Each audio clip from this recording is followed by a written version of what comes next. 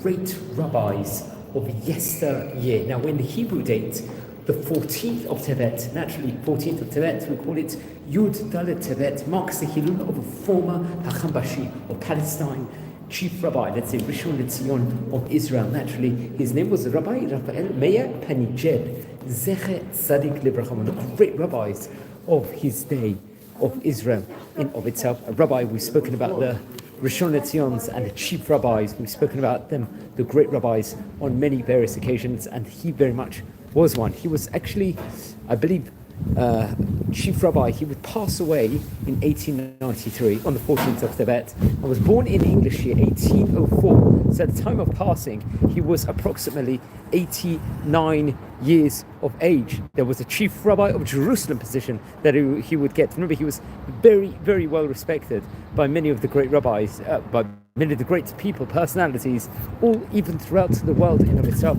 and became very, very much well known. It's actually interesting. So the year time period when he was a Chacham Bashi itself was between 1880 till he passed away in 1893, 13 years. Interesting enough. Now, he was born in Bulgaria, in an area in Bulgaria called Pazadazik. I believe that's how you pronounce it in the south. Remember, in Bulgaria, there was a very, very great Jewish community of yesteryear, which relates about on many occasions. When he was just a young child, he would actually move to the land of Israel. He would make the big move to Eretz Israel at that point in time. And all throughout, let's say, his younger years, especially when he was already in his 20s, I believe when he was 24, in the year 1828, he would actually set out as a Shluchei D'Rabbanan position and travel all over the various different North African countries, including Tunisia, Libya, Algeria, Morocco, among many places during this time period in of itself. In fact, to add on, in the year 1845,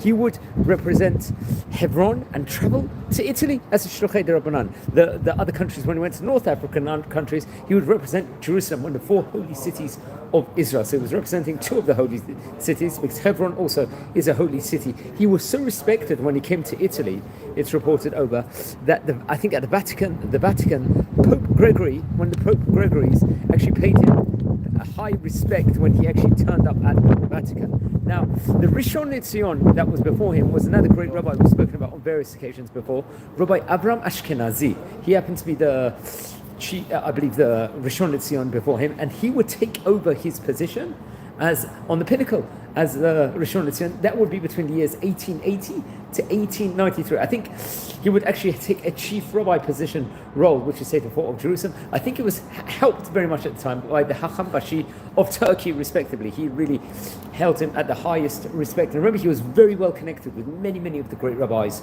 of Israel during his time. He would become Hacham Bashi of Palestine in the year 1890. I think through the Ottoman Empire would recognize him, give him full recognition, and people really did respect him. It's interesting enough, I believe the Rishon Lציon after he passed away in the 1893, Rabbi Yaakov Shaul Eliyashar was another great rabbi we've spoken about before. I think he would take on this role to the year 1906, and it's actually interesting. I believe his it happened to be Rabbinit Vida would be married to her, if I'm not mistaken. He had some close connection. I think it was his son-in-law, in fact. The next chief rabbi was of itself. During his time period while he was rabbi, especially in Israel, he would establish a Tiferet Israel yeshiva. This is in Israel, naturally. And he would become the president of the Sephardi Kollel in Israel. I think in Jerusalem this actually was based in. Remember, it was another great prominent position in of itself. So he was very many multiple tasks the great rabbi did in of itself. Now we can add on more things. He wrote great Torah books, let's just say, in of itself. I think he's one of the Torah colossal works that he actually wrote was Lev Marpah, which was let's just say an Aleph Bet responsa, which was, I think, on Talmudic studies in itself, the Gemara in itself, the Talmud Babli. It was a proper responsa. Now he passed away. I think he sadly suffered from illness. Now passed away on the 14th of Tevet, Yud Dalet Tevet, in the English year 1893. We're talking about 132 years ago, approximately, from the time of recording here in 2025. So he was one of the great rabbis of his time, one of the Rishon Lציons. We've already covered many great Rishon Lציons of yesteryear inside this series. we're learning about the great Chachamim of yesteryear. If you happen to be related to any of the great rabbis we're speaking about, especially Rabbi Panizal, please let me know. It will be great to hear more, and wishing you all blessings from Israel. Please subscribe to the channel, share the videos, like the videos, and wishing you well.